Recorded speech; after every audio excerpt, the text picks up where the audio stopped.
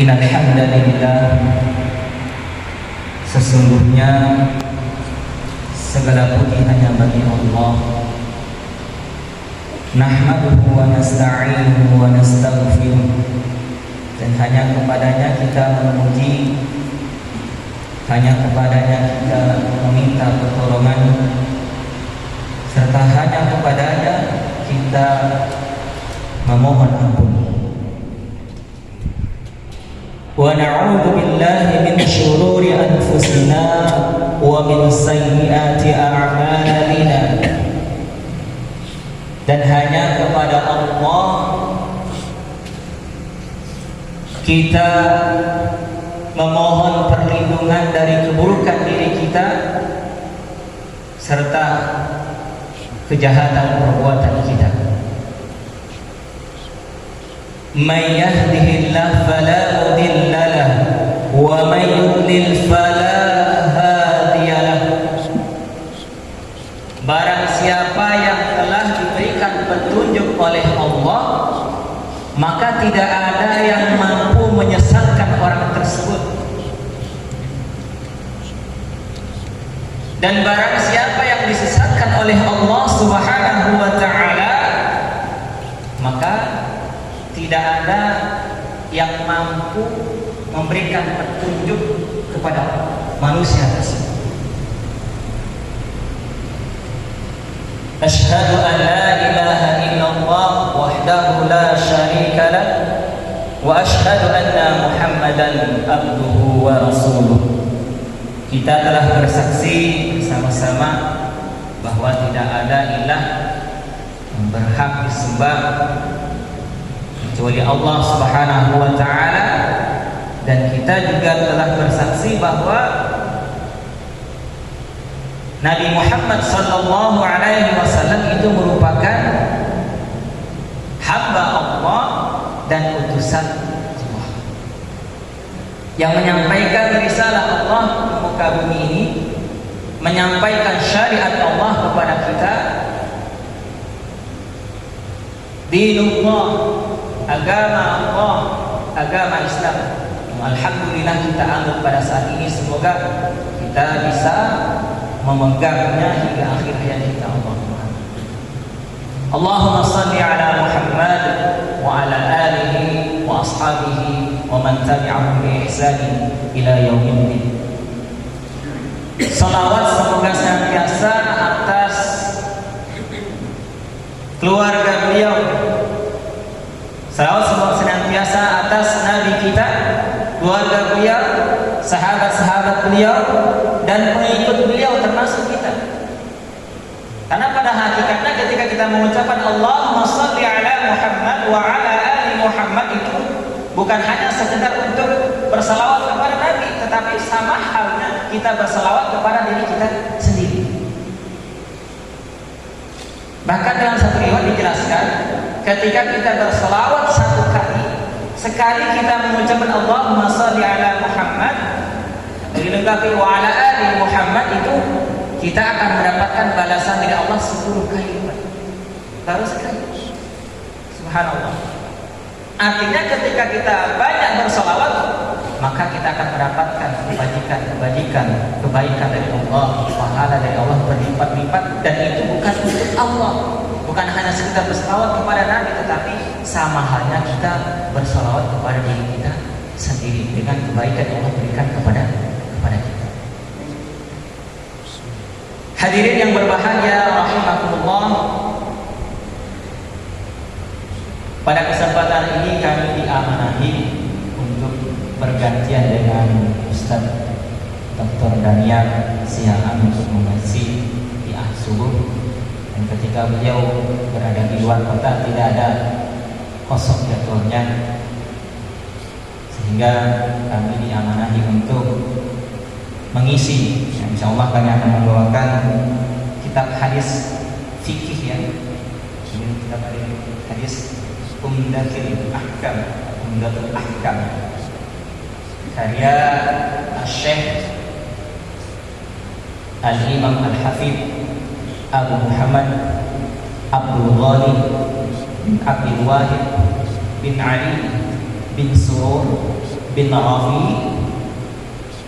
bin Hasan bin Ja'far al-Maqdisi al-Jama'ili as-Sarihi ad-Dimashqi al-Hanbali. Ini merupakan salah satu kitab hadis yang membahas tentang fikih ibadah dan sebagainya. Insyaallah dengan syarahnya akan disampaikan penjelasannya. Dan kitab hadis ini pernah diajarkan kepada kami ketika kami di kampus Universitas Muhammadiyah Malang dulu, ketika pelajaran tentang hadis. Nanti akan kami kolaborasikan dengan himpunan khususan terjih Muhammadiyah, karena itu yang diamanahkan oleh pengurus. Karena memang hadis yang ada di dalam sini ini hampir semuanya berada di dalam himpunan khususan terjih. Kemudian nanti insya Allah akan kami kolaborasikan juga dengan pendapat-pendapat imam mazhab yang kita ketahui minimal 4 ya. Agar apa?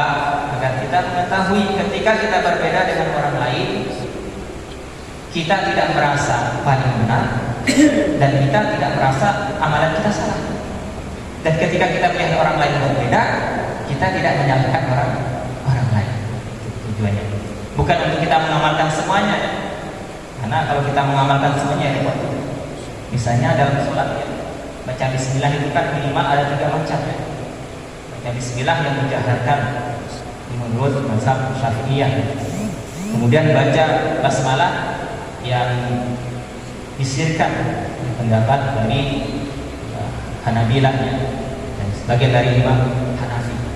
Kemudian ada pendapat yang tidak dibaca sama sekali, ini pendapat dari mazhab Maliki.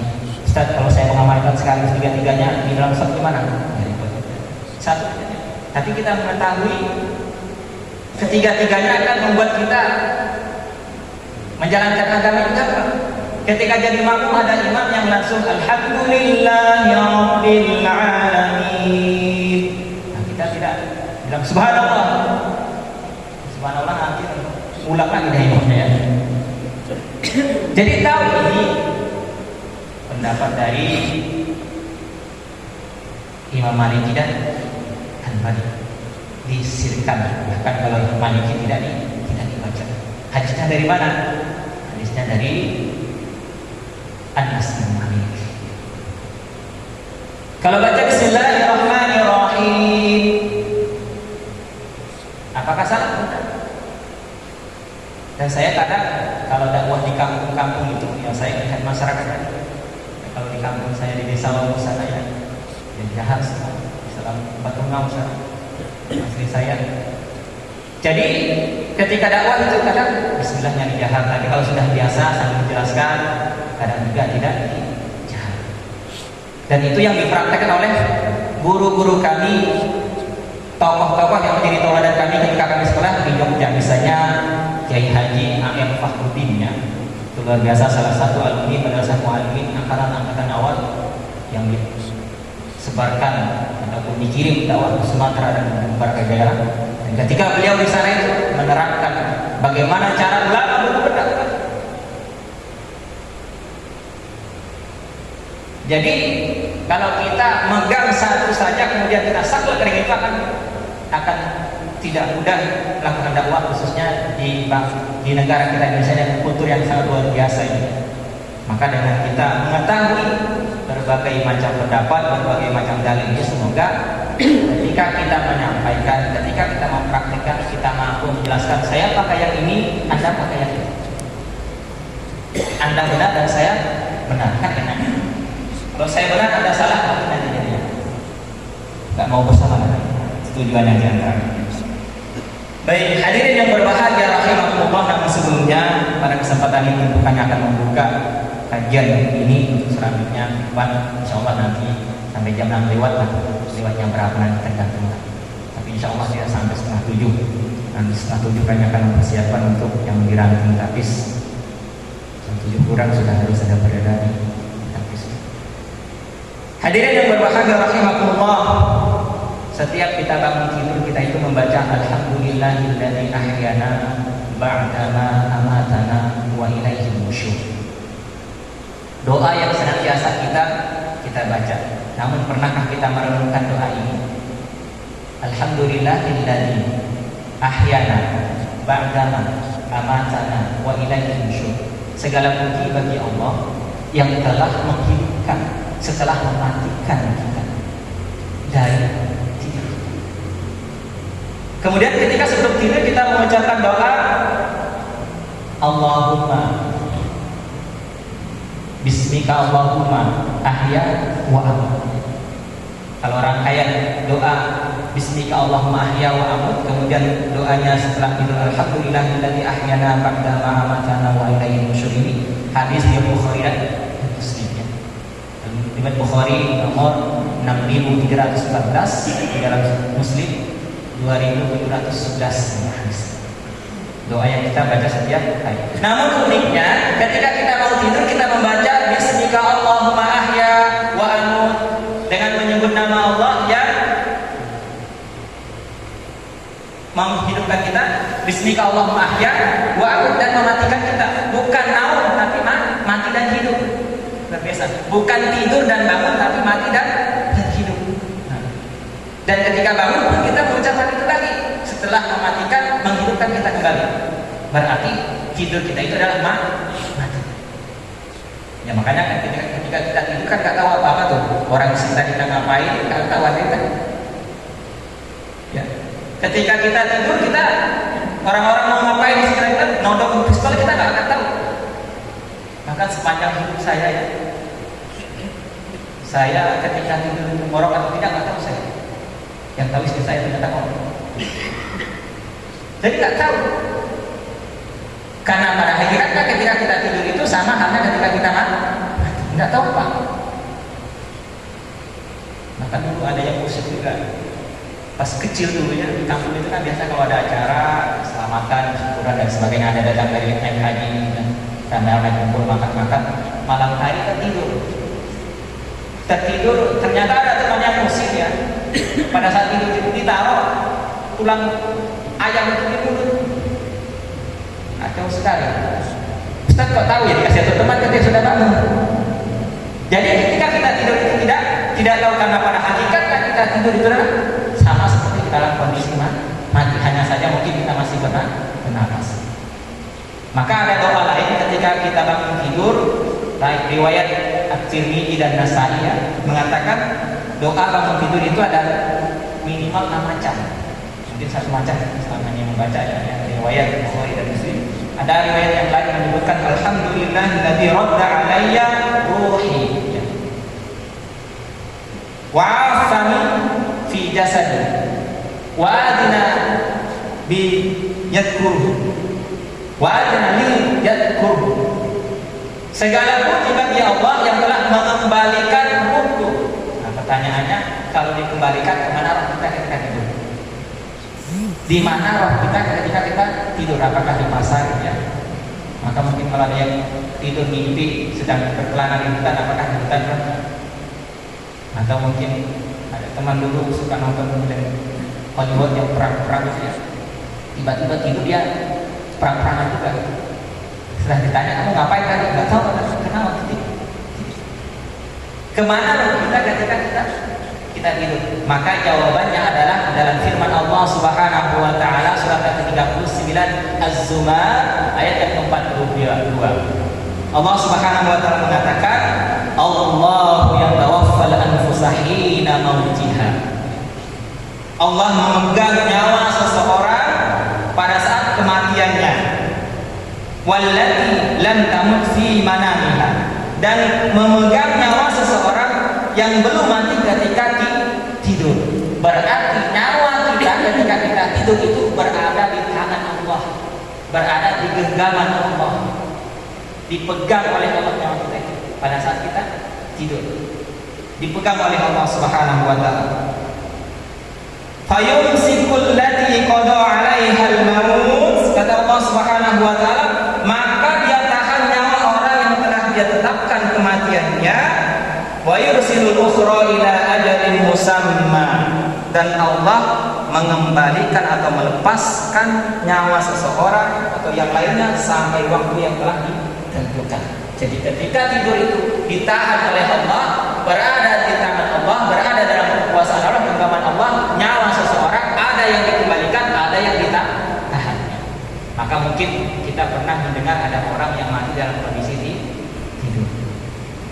Ada Ustaz kami di Jogja dulu, pengurus pimpinan Muhammadiyah daerah Bantul, ketika kami ngajar di Bantul, ngajar di Jogja. Malam harinya rapat pengurusnya masih sehat. Rapat pengurus masih sehat, dan beliau ini merupakan aktivis tapak suci juga, sehat. Tapi tiba-tiba pas subuh hari tidak bangun, dan ternyata dipanggil oleh Allah Subhanahu wa Ta'ala dalam kondisi tidur. Ditahan oleh Allah nyawanya, tidak dikembalikan, maka mati yang kedua, yaitu mati yang sebenarnya.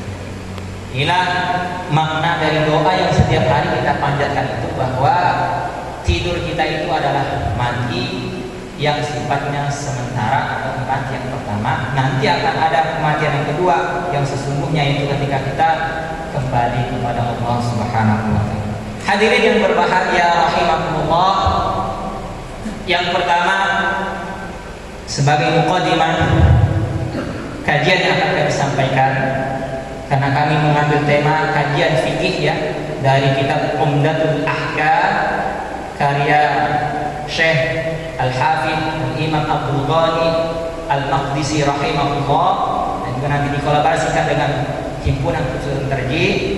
Kami akan menyampaikan beberapa hal terlebih dahulu, teori yang pernah kami dapatkan dulu. Tentu mungkin ada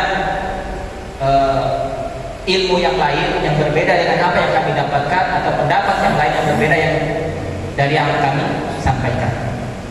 Pertama yang akan kami sampaikan adalah pengertian fikih. Kalau kita berbicara fikih, maka tidak akan bisa lepas yang namanya dengan syariat. Kita mungkin selama ini pernah mengenal istilah hukum syariat ya. Atau syariat Islam, ada hukum fikih. Apa bedanya syariat dengan fikih ya? Syariat itu ataupun syariah dalam bahasa Arabnya dari kata syara'a, jalan menuju mata air. Jalan menuju mata air. Ada arti yang lain adalah hukum-hukum, ketentuan. Tetapi singkatnya syariat itu adalah ketentuan yang Allah turunkan kepada Rasulnya Nabi Muhammad SAW berupa Al-Quran dan hadis. Itu syariat. Syariat. Ada fikih. Apa itu fikih? Fikih itu bermakna al-fahmu. Bermakna al-fahmu, faham. Paham, mengetahui. Itu artinya dari fikih. Dari kata faqiha yafqahu fikhan, yang berarti mengerti atau paham. Sehingga fikih itu memiliki arti secara umum adalah pemahaman para mujtahid, para fuqaha, para ulama, para ahli di bidang fikih terhadap syariat. Pemahaman ulama, pemahaman para fuqaha, pemahaman para ahli hadis, ahli Al-Quran terhadap hukum-hukum dalam syariat.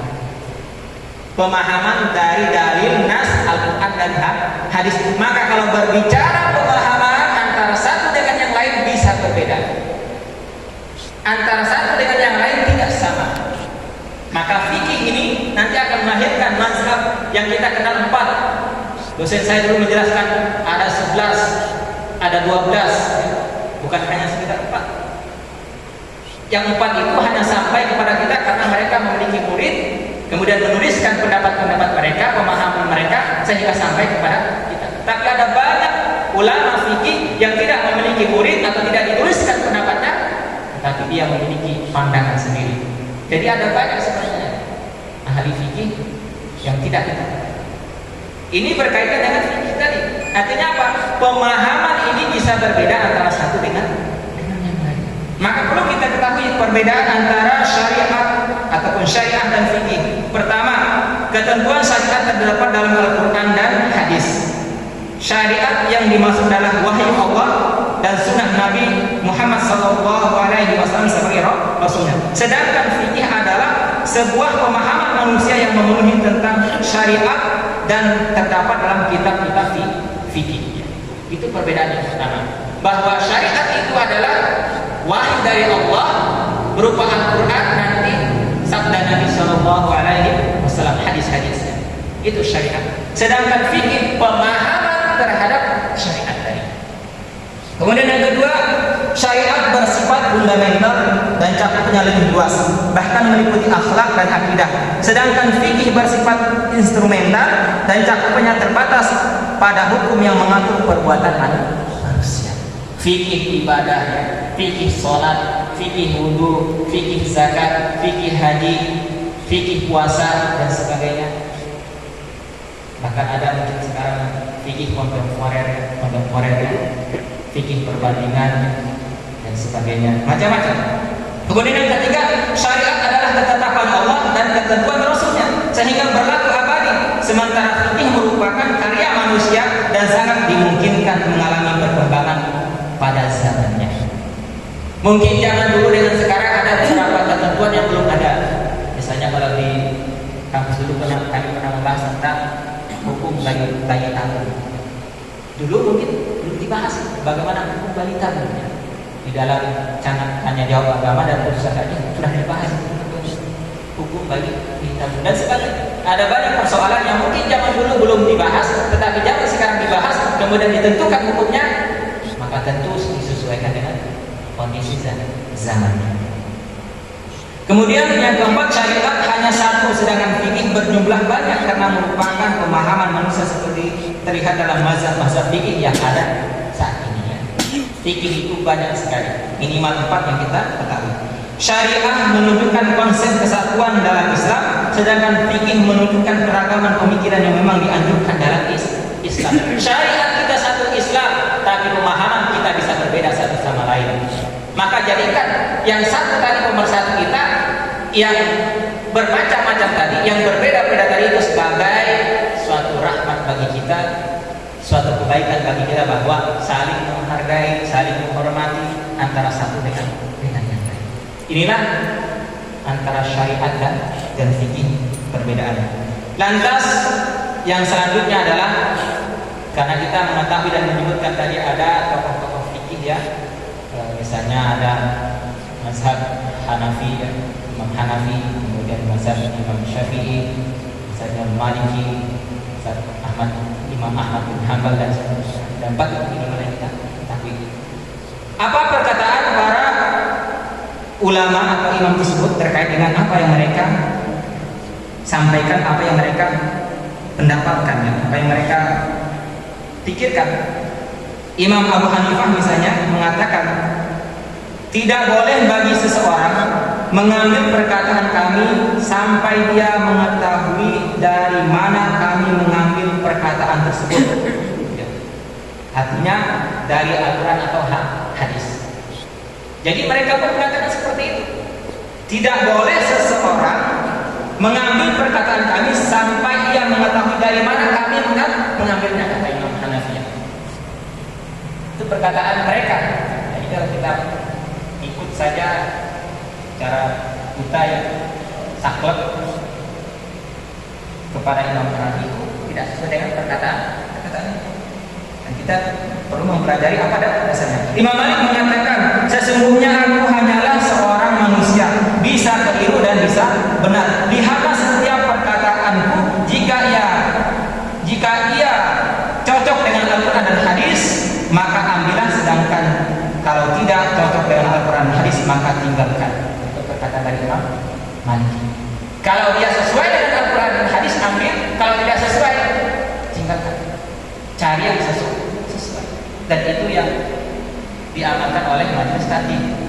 Majelis takdim itu bukan berarti meninggalkan mazhab, bukan berarti meninggalkan semua mazhab, tetapi dipilih, diambil mana pendapat yang kuat dan bisa dipertanggungjawabkan dan dasar. Kemudian dikaji, nanti yang mana yang ditetapkan untuk ketentuan di persyarikatan. Kemudian Imam Syafi'i mengatakan, jika terdapat hadis yang sahih, maka lemparkanlah kepadaku terhadap pendapatku ke dinding. Jika engkau melihat hujah diletakkan di atas jalan, maka itulah pendapatku. Ya. Jika pendapat Imam Syafi'i bertentangan dengan hadis, tidak sesuai dengan hadis, kata beliau, maka tinggalkan atau akan lemparkan ke dinding pendapat tersebut. Tetapi ambillah yang sesuai dengan Al-Quran dan hadis. Dalam perkataan yang lainnya, dia mengatakan mazhabku adalah Al-Quran dan hadis. Mazhabku adalah hadis.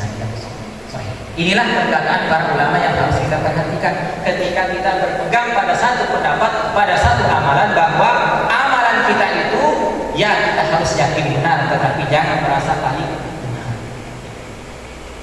Jangan kita menyalahkan orang lain yang berbeda dari kita, karena bisa jadi yang berbeda dengan kita juga benar, dan bisa jadi juga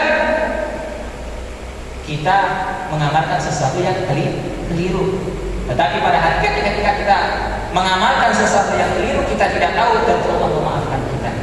Dan ketika para ulama berpendapat, ternyata pendapat mereka itu, mereka sudah ahli, mujtahid, ya, mereka berpendapat, tapi ternyata pendapatnya salah, mendapatkan satu kebaikan.